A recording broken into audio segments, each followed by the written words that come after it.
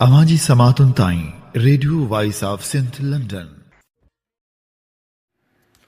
5 मई 2026 अंगारे जे ॾींहुं प्रोग्राम मंज़रनामो साण करे आऊं अवांजी ख़िदमत में हाज़िर आहियां पंहिंजो मेज़बान हबीब लगारी। प्रोग्राम जी शुरूआत में अवां लाइ इहा ई दुआ त शाल जितो हुजो असुख सलामती सां हुजो, कॾहिं बि ॾुखियो ॾींहुं न ॾिसो ऐं कॾहिं बि अवां जूं मुर्कूं मेरियूं न थियनि। दुनिया जी कुंड कुड़िछ में जिते बि रहो सिंध लाइ, सिंध वासियुनि लाइ ऐं दुनिया जे मज़लूम माण्हुनि लाइ जाखोड़ींदा रहो। शाल अवांजा ख़्वाब तइबीरनि सां लही सघनि। प्रोग्राम मंज़रनामे में अॼु असीं मुख़्तलिफ़ मंज़र पेश कंदासीं। आलमी मंज़र तां पेश कंदासीं त ट्रंप जे फ्रीडम मनसूबे ते ईरान रद्द अमल कहिड़ो ॾिनो आहे। छा हालतूं वाक़ई जंग तरफ़ वञी रहियूं आहिनि। उन सां गॾोगॾु कराची यूनिवर्सिटीअ जे सिंधी शोबे ख़िलाफ़ु थींदड़ साज़िशनि जो परदो खणंदासीं। मेहड़ मां अगवा थियल मासूम उजाला आख़िर किथे आहे, इन बाबति बि ॼाण जी कोशिशि कंदासीं त आवाम खे बिजली न ॾेई सघंदड़ रियासत ॿियो छा ॾेई सघंदी, इहो बि ॼाणींदासीं। बेरिया टाउन जे मालिक मलिक रियाज़ ख़िलाफ़ु कार्रवाई थी सघंदी या न, इहो बि मालूम करण जी कोशिशि कंदासीं। उन सां गॾोगॾु नामियारे शाइर ऐं लेखक कमर शहबाज जी वरसी ते खेसि भेटाउनि जा गुलाब छींदासीं। सभ खां पहिरियां आलमी मंज़रनामे ते नज़र डोड़ायूं था ऐं इहो ॼाण जी कोशिशि कयूं था त अमेरिका जे सदर डोनाल्ड ट्रंप पारां ऐलानियल फ्रीडम मनसूबो छा आहे ऐं उन ते ईरान कहिड़ो रद्द अमल ॾिनो आहे। सदर डोनाल्ड ट्रंप चयो आहे त अमेरिका आबनाए हुरमुज़ में फाथल बहरी जहाज़नि खे ॿाहिरि कढण में मदद कंदो। ईरान सां जंग शुरू थियण खां पोइ अंदाज़नि 20,000 जहाज़ ख़लीज में फाथल आहिनि। रसद में घटिताई ऐं जहाज़ जे अमले जी जिस्मानी ऐं ज़हनी सिहत ते असरनि बाबति ख़दशा वधी रहिया आहिनि। दुनिया जो लॻभॻि 20% तेल ऐं कुदरती गैस आमतौर हिन आबनाए मां गुज़रे थी ऐं हिन तकरार आलमी तवानाई जे क़ीमतनि खे तेज़ी सां वधाए छॾियो आहे। फेबरवरी में जंग शुरू थियण खां पोइ ईरान हिन अहम गुज़रगाह मां अच वञ खे तमामु महदूद करे छॾियो आहे। अमेरिका ईरान बंदरगाहनि ते बहरी नाकाबंदी बि लागू करे छॾी आहे। आचर वारी राति पिणु हिकु टैंकर खे नामालूम मिज़ाइल सां निशानो बणायो वियो, जॾहिं त अमलो महफ़ूज़ रहियो। सदर ट्रंप प्रोजेक्ट फ्रीडम जो ऐलान कयो।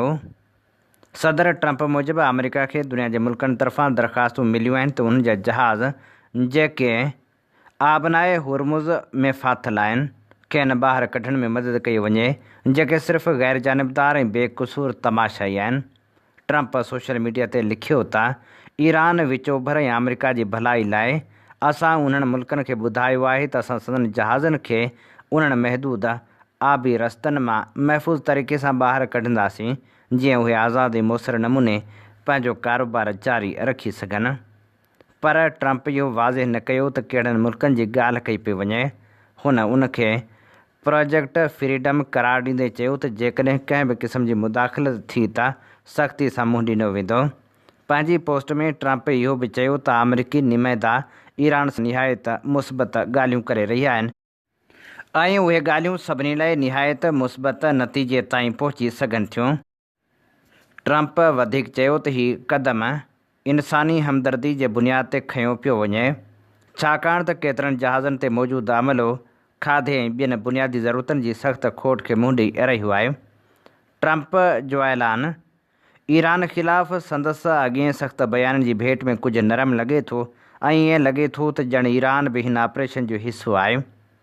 पर ईरान हिन ऑपरेशन खे अहिड़ी नज़र सां नथो ॾिसे। ईरान जे मरकज़ी कमांड जे सरबराह चयो आहे त सामूंडी लंघ जे वेझो अचण या उन में दाख़िल थियण वारे कंहिं बि गैर मुल्की हथियारबंद क़ुवत ते हमिलो कयो वेंदो, ख़ासि तौर ते अमरीकी फ़ौज मथां। मेजर जनरल अली चयो त ईरान बार बार वाज़े करे चुको आहे त सामूंडी लंघ ईरानी हथियारबंद फ़ौज जे कंट्रोल में आहे ऐं उन मां महफ़ूज़ गुज़र रुॻो ईरानी इख़्तियारनि सां हम-आहंगी खां पोइ मुमकिन आहे। छा अमेरिका अमल शुरू करे छॾियो आहे? बैनुल अक़वामी मेरी टाइम ऑर्गेनाइजेशन मूजिबि जंग शुरू थियण खां पोइ लॻभॻि 20,000 मलाह ऐं 2,000 जहाज़ ख़लीज में फाथल आहिनि। ट्रंप वाज़े न कयो त जहाज़ कीअं रवाना कया वेंदा, पर ख़बरदार कयो त जेकॾहिं हिन इंसानी हमदर्दी वारे अमल में कंहिं बि क़िस्म जी मुदाख़लत कई वई त ताक़त इस्तेमालु कई वेंदी। कुझु कलाकनि खां पोइ अमरीकी सेंट्रल कमांड ऐलान कयो त हिन ऑपरेशन जी हिमायत लाइ गाइडेड मिज़ाइल डिस्ट्रॉयर्स 100 खां वधीक ज़मीनी ऐं सामूंडी जहाज़ बग़ैर पायलट प्लेटफार्म ऐं 15,000 फ़ौजी इस्तेमालु कया वेंदा। पर इहो वाज़े नाहे त उहे वसीला अमली तौरु जहाज़नि जी मदद कीअं कंदा। जेकॾहिं मदद सिर्फ़ु मालूमात ताईं महदूद आहे त उहा ईरान जे धमकियुनि जी नज़र में काफ़ी न हूंदी। ऐं जेकॾहिं अमेरिका फ़ौजी तहफ़ुज़ फ़राहम करे थो त ईरान सां सिधे टकराव जो ख़तरो वधी सघे थो। अमरीकी ऐलान खां पोइ ईरान चयो त संदसि बहरिया जी सख़्त वार्निंग सबबि अमरीकी जंगी जहाज़नि खे सामूंडी लंघ में दाख़िल थियण खां रोकियो वियो। उन दौरान गॾियल अरब अमारात ॿुधायो त उनजी सरकारी तेल कंपनी सां लाॻापियल हिकु टैंकर ते 2 ड्रोन हमला थिया, जॾहिं त को ज़ख़्मी न थियो। सेंट काम मूजिबि अमरीकी बहरिया जा प्रोजेक्ट फ्रेम जी हिमायत में आबनाए हुरमुज़ मां गुज़री चुका आहिनि ऐं ख़लीज में कार्रवाई करे रहिया आहिनि। बयान मूजिबि अमेरिका तिजारती जहाज़नि जी बहाली लाइ मुकमिल मदद फ़राहम करे रहियो आहे। सेंट काम इहो बि चयो त अमेरिका जे झंडे वारा 2 वापारी जहाज़ कामयाबी सां सामूंडी लंघ मां गुज़री चुका आहिनि ऐं महफ़ूज़ तौरु अॻिते रवाना थी विया आहिनि। हिन वक़्तु जंगबंदी लागू आहे त जीअं धुरियूं कंहिं मुआदे ताईं पहुची सघनि, पर अञा ताईं घटि अॻिभराई थी आहे। ईरान अमरीकी बहरी नाकाबंदी ते सख़्तु एतिराज़ु कयो आहे। हिकु टैंकर जे कप्तान ॿुधायो त हुन मुख़्तलिफ़ हमलनि, मिज़ाइलनि ऐं धमाकनि जा मंज़र ॾिठा ऐं हालतूं इंतिहाई छिकताण वारियूं आहिनि। बरतानिया जी मेरीटाइम इदारे ख़बरदार कयो आहे त हिन इलाइक़े में संगीन सिक्योरिटी ख़तरा मौजूदु आहिनि, जिन में फ़ौजी कारवायूं ऐं बारूदी सुरंगूं बि मौजूदु आहिनि। हिन तकरार सबबि तेल जूं क़ीमतूं वधी वियूं आहिनि। अवां जी समातुनि ताईं radio voice of Sindh London.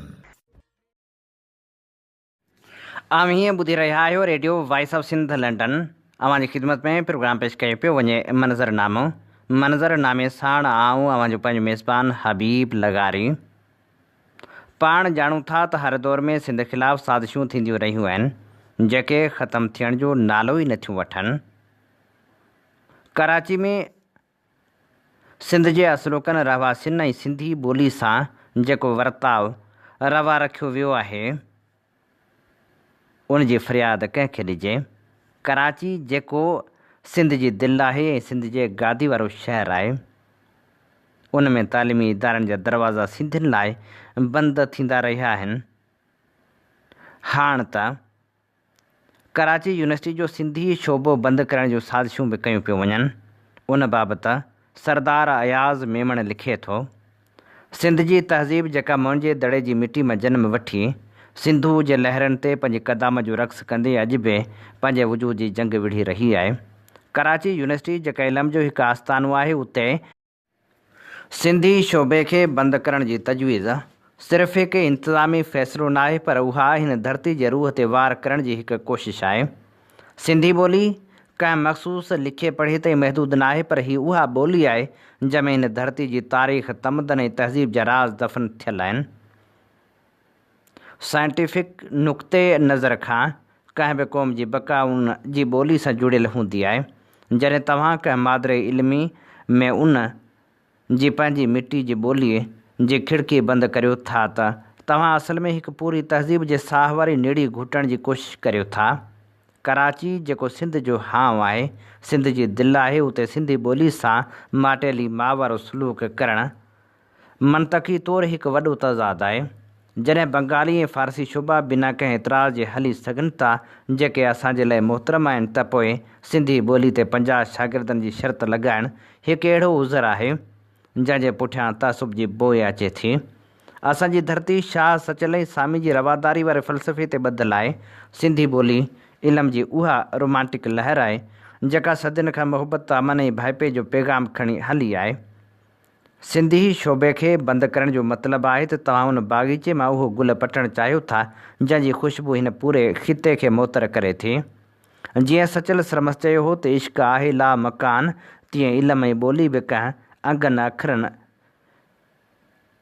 या 50 शागिर्दनि जे क़ैद में नथी अची सघे। सिंधी शोबो कराची यूनिवर्सिटी जे मथे जो झूमर आहे। उनखे ॿार सम्झणु इंतिज़ामिया जे पंहिंजी फ़िक्री उञे ज़हनी पसमानदगी आहे। इहा ॻाल्हि इंतिहाई हैरान कंदड़ ऐं तकलीफ़ ॾींदड़ आहे त सिंध में पंहिंजी हुकूमत हूंदे बि तालीमी वज़ीर सरदार अली शाह ऐं वज़ीर अला मुराद अली शाह जे दौर में सिंध जे गादी वारे शहर में सिंधी ॿोली जो घेरो तंग कयो वञे। सवालु इहो आहे त छा असां पंहिंजे ई घर में धारिया बणिजी विया आहियूं? सवालु इहो आहे त छा डोमिसाइल जे बुनियाद ते दाख़िला रोकणु इल्मी दहशतगर्दी न आहे?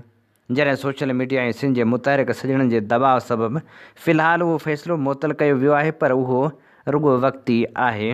असांखे इहा घुर करणी पवंदी त सिंधी ॿोली खे सिर्फ़ु बहाल न, पर उनखे जदीद दौर जे घुरिजनि मूजिबि स्कूलनि ऐं इदारनि में लाज़मी ऐं फ़ाल बणायो वञे। कराची यूनिवर्सिटी हुजे वफ़ाक़ी या सूबाई, उहा बीठी सिंध जी सरज़मीन ते आहे। सिंधी ॿोली जो शुबो बंदि करण जो बहसी अहमकाणू हसद लॻे थो। असांजी इहा घुर आहे त सिंधी ॿोली सां थींदड़ हिन नारवा सलूक खे फ़ौरी तौरु ख़तमु कयो वञे। हीअ असीं अव्हांजी ख़िदमत में पेश करे रहिया हुआसीं सरदार अयाज़ मेमण जी लिखणी। मेहड़ सां तालुक़ रखंदड़ मासूम उजाला आख़िर किथे आहे? मोहम्मद यूनस पंहिंजे एडिटोरियल में लिखे थो, असांजो सिंध वतन जंहिंमें न्याणी जी ताज़ीम सतन क़ुरान बराबरि हुई। न्याणी जे एतिराम में पीउ बि उथी बीहंदो हो। हर न्याणी खे मथे ते हथ रखी हुन लाइ पदरी शफ़क़त जो इज़हार कयो वेंदो हो। जे मेड़ में का न्याणी बि दुश्मननि वटि हली वेंदी हुई त खून बि माफ़ थी वेंदा हुआ। साम रखियल सुमरन जे न्याणियुनि लाइ अबड़े सरदार सिरत ॾिनो, पर साम दुश्मन खिलजी हवाले न कई। इहे हुयूं सुहारी सिंध जूं अज़मत भरियूं रिवायतूं, जंहिंमें न्याणी लाइ ॿार जी इज़त ऐं एतिराम हो। क़दीम सिंध में वेढ़नि जे वाहर मिटियूं माइटियूं औरत जे हथ हेठि हुयूं। सिंध जो समाज पदरी न पर मादरी समाज हो। औरत जी उन अहमियत ते हुन लाइ मान मर्यादा पैदा कई हुई। सिंध जा वणजारा जॾहिं समुंड खेड़े ॾे खां ॾिसावर वणज वापार लाइ कई महीननि ताईं हलिया वेंदा हुआ त पुठियां औरत ई सॼे घर ॿार ऐं रोज़ानो जी ज़िंदगी जी निगहबान हुई। अॼु बि सिंधी समुंड किनारे मलाह जे बस्तियुनि इब्राहिम हैदरी खां रेढ़ी म्याण ताईं ज़िंदगी जो सॼो कार वहिंवार औरतुनि जे हथ में आहे। अॼु फिशरमैन कोऑपरेटिव सोसाइटी जी चेयरपर्सन मानवारी भेण फ़ातिमा मजीद आहे। अॼोकी सिंध में अहिड़ो को वाह वरियो आहे जो असांजो समाज उहे मुस्बत रिवायतूं वञाए मनफ़ी सोच जी धूड़ में पंहिंजो क़दुरु भुलाए वेठो आहे। ग़ैरत जे नाले ते बेग़ैरत रस्म हेठि औरतुनि खे कारी करे मारणु, औरतुनि जो अॻवा, औरतुनि ख़िलाफ़ु तशदुद हाणे रोज़ जो महमूल आहे। एसिताईं जो यूनिवर्सिटी ऐं कॉलेजनि में पढ़ंदड़ बाशऊर ऐं बाहिमत न्याणियूं बि समाजी ज़ुल्म जो शिकार आहिनि। न सिर्फ़ु एतिरो पर ख़ुदि उस्तादनि जी बदनज़र जो शिकार आहिनि। उस्ताद जेको अबे अमड़ जो दर्जो रखे थो, उन मां उन जी उमेद सिंध वतन खे कॾहिं बि न हुई। लोको सोचियो, छा शाह लतीफ़ अहिड़ी सिंध लाइ पंहिंजी सॼी ज़िंदगी सोच ऐं लोच कई हूंदी? न, बिल्कुलु न। शाह साईं जे ख़्वाबनि वारी सिंध जूं 7 सुरमियूं औरतूं हुयूं जेके वतन दोस्ती, मुसलसल जदोजहद, ॾाहप, क़ुर्बानी ऐं बहादुरी जो हुञाण हुयूं। अॼोकी सिंध जो घणो तणो हिसो औरत दुश्मन समाज बणिजी वियो आहे, जिते 6 सालनि जी उमिरि जी न्याणी खां 60 सालनि जी औरत ताईं बि को महफ़ूज़ न आहे, पोइ उहा धीउ जे रूप में हुजे या भेण ऐं माउ हुजे। सिंधी समाज जे मनफ़ी रवैयनि खां बचियलु न आहे। सिंध में अॻु कॾहिं अव्हां ॿुधो हो त 50-60 सालनि जी माउ खे 20 सालनि जे पुटु कारी करे मारियो हुजे? नशे पुटु माउ खां नशे लाइ पैसा घुरिया, मां इनकार कयो ऐं पुटु माउ खे कुहाड़ी हणी मारे विधो। समाजी शर्मिंदगी खां बचण लाइ माउ ते बदकारी जो इल्ज़ाम बि हणी छॾियईं। हिकु क़त्ल जो ॾोह ऐं मथां वरी बदकारी जो इल्ज़ाम बि माउ ते। इहो अक्स केॾो न अजीब आहे, पर जेकॾहिं माज़ी ते नज़र डोड़ाइजे त असांखे उहा सिंध बि यादि पवे थी, जंहिं लाइ कामरेड हैदर बख़्श जतोई मोहबत जो गीत जिए सिंध जाम मोहबत पिए सिंध लिखी 5 साल मछ जेल जा कहरी कलूर क़बूलिया हुआ। इन्हीअ सिंध लाइ शेख अयाज़ क़ौमी तरानो सिंध देश जी धरती तोते पंहिंजो सीस नवायां मिटी माथे लायां लिखी सखर खां साहिवाल जेल काटियो हो। इहा आहे असांजे ख़्वाबनि जी सिंध, न ही उहा असांजे आदर्शनि जी सिंध न आहे। ही उहा सिंध वञी बची आहे जंहिंमें 6 सालनि जी न्याणी उजाला परवीन सोलंकी बि महफ़ूज़ न आहे। प्राइमरी स्कूल सिंधल मैसर में न्याणी पढ़ण वई रिसेस में स्कूल खां निकिरी साम्हूं चाचे जे दुकान तां चाचे खां ख़र्ची वठी स्कूल जे भर में ई शइ वरिताईं। 2 शाही गाया खंभे खणी छोकिरे खे स्कूटर ते विच में विहारे रफ़ो चकर थी विया। इहे सभई मंज़र CCTV में महफ़ूज़ आहिनि। ॾुहारनि जा रिकॉर्ड थियल अक्स पुठीरा आहिनि, मुंहुं ज़ाहिर न आहिनि। अॼु हिन वाक़े खे 21 ॾींहं थिया आहिनि। FIR दर्ज थियल आहे। 8 रुकनी पुलिस ऑफिसरनि ते मुश्तमिल GIT बि ठही चुकी आहे, पर हिन वक़्त ताईं न्याणी उजाला परवीन जो को ॾस पतो न आहे।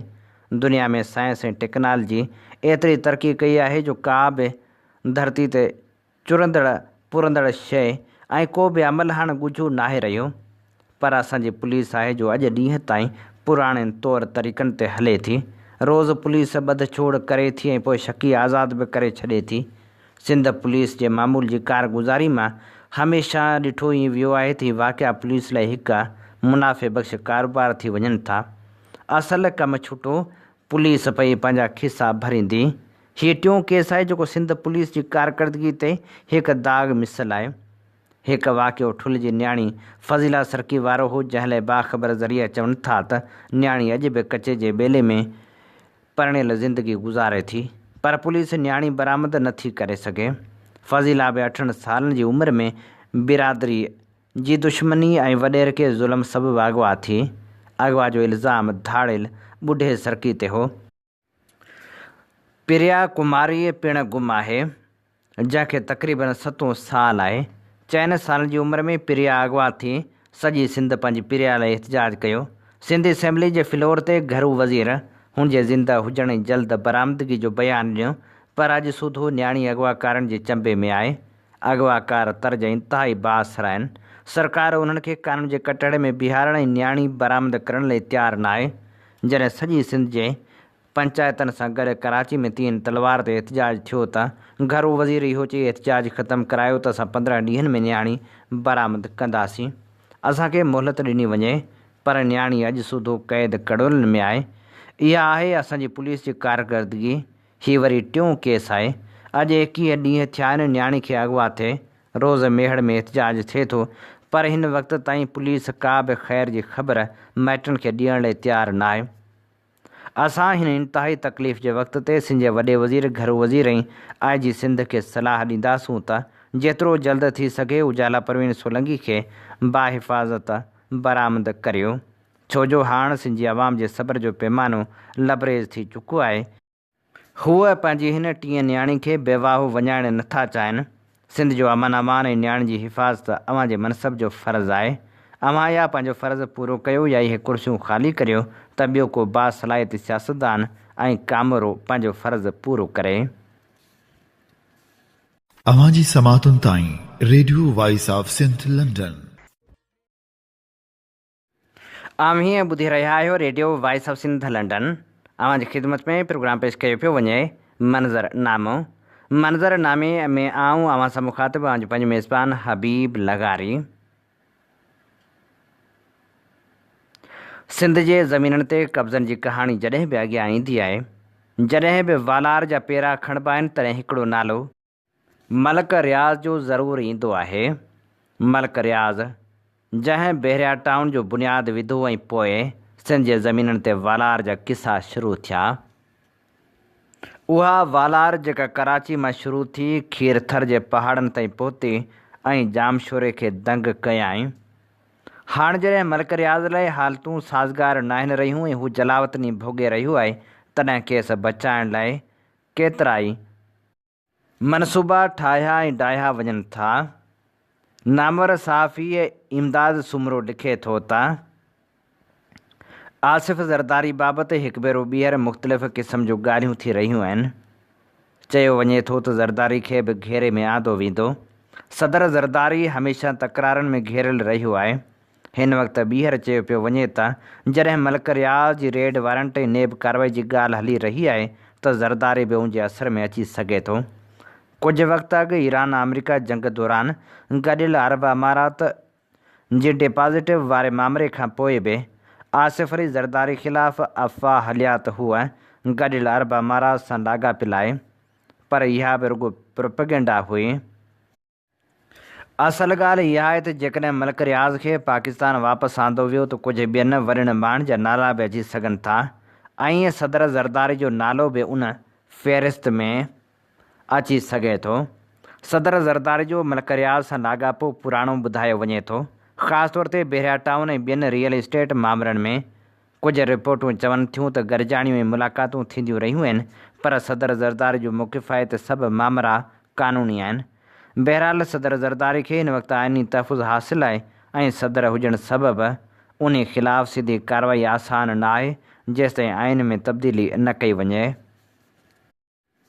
पर वरी बि सुवालु इहो आहे त छा मलिक रियाज़ ख़िलाफ़ु कार्रवाई थी सघंदी? जेकॾहिं मलिक रियाज़ गिरफ़्तार थिए थो त आसिफ़ ज़रदारी जो आख़िर छा थींदो? इहो बि सच आहे त हुकूमत अवाम खे को बि रिलीफ ॾियण लाइ तयारु न आहे। इहो बि सच आहे त रियासत अवाम खां बिल्कुलु लातालुक़ बणिजी वई आहे। बसि अवाम खे रुॻो टैक्स भरींदड़ जानवर ई सम्झो वञे थो। शदीद गर्मियुनि में बि अवाम खे रियासत बिजली बि फ़राहम नथी करे सघे। केॾो वॾो अजीब अलमियो आहे। सिंध जे मुख़्तलिफ़ ज़िलनि में मौसम में गर्मी जी शिदत वधी वई आहे। कराची में गर्मी पद 42 डिग्री सेंटीग्रेड ताईं पहुची वियो आहे, जॾहिं त गर्मी जी शिदत 44 डिग्री ग्रेड जेतिरी महसूसु कई पई वञे। हैदराबाद में महसूसु थींदड़ गर्मी पद 47 ऐं सखर में 45 डिग्री ताईं पहुची वियो आहे। कराची जी शदीद गरम मौसम सबबि मुख़्तलिफ़ इलाइक़नि में हीट व्यू कैंप क़ाइमु कया विया आहिनि। सिंध में हिन वक़्तु शदीद गर्मी, अणएलानियल लोड शेडिंग, पाणी जी खोट ऐं बुनियादी सहूलियतुनि जी अणाहठ गॾिजी अवाम जी ज़िंदगी खे अज़ाब बणाए छॾियो आहे। गर्मी जी शिदत इन हद ताईं पहुची चुकी आहे जो आम माण्हू जो घर खां ॿाहिरि निकिरणु ॾुखियो थी वियो आहे, जॾहिं त बिजली जी अणएलानियल बंदिश हिन तकलीफ़ खे ॿीणो करे छॾियो आहे। इहा सूरतहाल रुॻो रोज़मर्रा ज़िंदगी खे मुतासिर नथी करे, पर सिहत, तालीम ऐं मैशत ते बि उन जा ख़तरनाक असर पइजी रहिया आहिनि। सभ खां ॻणती जोॻी ॻाल्हि इहा आहे त सूबे जे केतिरनि ई इलाइक़नि में अणएलानियल लोड शेडिंग मइमूल बणिजी वई आहे। बिजली जी फ़राहमी बिना कंहिं शेड्यूल जे बंदि कई वञे थी, जंहिं सबबि न रुॻो घरेलू सारिफ़ीन पर कारोबारी सरगर्मियूं बि सख़्तु मुतासिर थी रहियूं आहिनि। नंढा कारखाना, दुकानदार ऐं रोज़ानी मज़दूरी कंदड़ माण्हू पंहिंजे रोज़गार खां महरूम थी रहिया आहिनि। सवाल इहो थो पैदा थिए त छा वाक़ई मुल्क में एतिरो बिजली जो शार्टफॉल मौजूदु आहे या वरी सिंध सां नाइंसाफ़ी कई वञे थी? असल में बिजली जी खोट खां वधीक विर्छ जे निज़ाम में बेतरतीबी ऐं इंतिज़ामी नाअहली मसइले जी बुनियादी पाड़ आहे। बिजली जे न हुजण जे करे पाणी जी खोट हिकु ॿियो वॾो मसइलो बणिजी साम्हूं आयो आहे। केतिरनि शहरनि ऐं ॻोठनि में साफ़ पीअण जो पाणी बि दस्तियाब न आहे। बिजली जे न हुजण जे करे केतिरा ई मसइला दरपेश आहिनि, पर वरी बि सुवालु इहो आहे त छा बिजली अवाम खे मिली सघंदी? अॼु 5 मई ते सिंध जे बरख लेखक ऐं नाम्यारे शाइर कमर शहबाज़ जी वरसी मल्हाई पई वञे। खेसि भेटा पेश करण लाइ असीं अवां जे समातनि जी नज़र कंदासीं संदसि तारुफ़ ऐं उन सां गॾोगॾु संदसि शाइरी।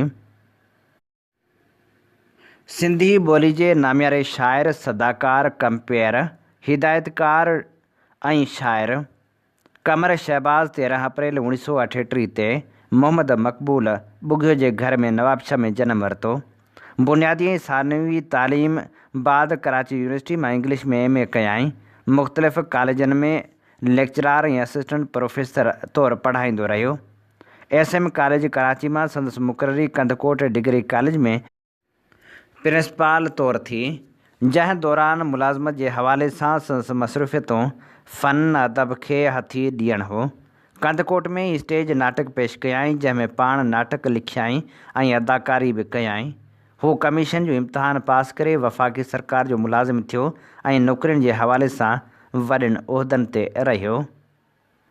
1998 में रिटायरमेंट वरिताई। नौकरी दौरान हुन मुख़्तलिफ़ मुल्कनि जा दौरा बि कया। कमर शहबाज़ लिखण जी शुरूआति 1954 में कई, जंहिं दौरान stage drama, TV drama, radio drama, फिल्मूं, अफ़साना, शाइरी ऐं कालम लिखियाई। संदसि टेलीविज़न ऐं रेडियो जे नाटकनि खे तमामु घणी अवामी मक़बूलियत मिली ऐं पाण केतिरनि ई रेडियो जे नाटकनि में सदाकारी पिणु कयाई।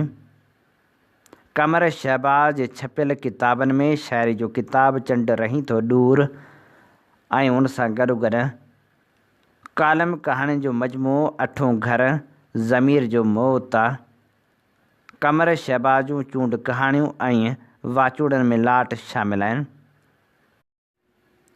कमर शहबाज़ 5 मई 2009 ते कराची में लाॾाणो करे वियो। ऐं हाणे पेश करियूं था नामियारे शाइर कमर शहबाज़ जी ख़ूबसूरत शाइरी। कमर शहबाज़ लिखे थो, बहारुनि खे चइजो न मूंखे पुकारिन, असां जूं बहारूं न आयूं न ईंदियूं, फ़क़्ति चंद ख़ामोश कंगाल ॿूटा, असां जीअं कहीं जूं था राहूं निहारिन। ही रंगीन यादूं, ही ग़मगीन यादूं, अव्हां जा ही तोहफ़ा, अव्हां जी नवाज़िश, विसारण थो चाहियां न अखियूं विसारिन, बहारुनि खे चइजो न मूंखे पुकारिन। ही रंगीन रातियुनि में तारनि जो झुरमुट, मगर दिलि जो तारो न उभरियो न उजरियो, सवें दाग़ तुंहिंजा था सीनो संवारिन, बहारुनि खे चइजो न मूंखे पुकारिन। वफ़ा छा, जफ़ा छा, वफ़ा ऐं दगा छा, मञा थो मां मुजरम, मञा थो मां ॾोही, भले हू विसारिन, भले हू धिकारिन, बहारुनि खे चइजो न मूंखे पुकारिन। किथे कंहिंजी रंगीन महफ़िल में साईं, भला गुम थी तोखे विसारे सघां थो, डिॼां थो किथे लुड़क तोखे न सारिन, बहारुनि खे चइजो न मूंखे पुकारिन। वरी वक़्त जी वाग वारे न सघिजे, जो करिणो आहे सो हाणे करिणो ई पवंदो, भले सूरी सरमद जो सींगार बणिजे, असांखे अॾी ते उतरणो ई पवंदो। अञा बि आहे इंसान, इंसान जो क़ैदी, अञा बि आहे ज़रदार जी हुक्मरानी, अञा बि मुहबत आहे क़ाबू कड़नि में, अञा बि हवस जो निशानो जवानी, भला छो को रोए थो लाचार बणिजी, न्याणी विकामे थी वापार बणिजी।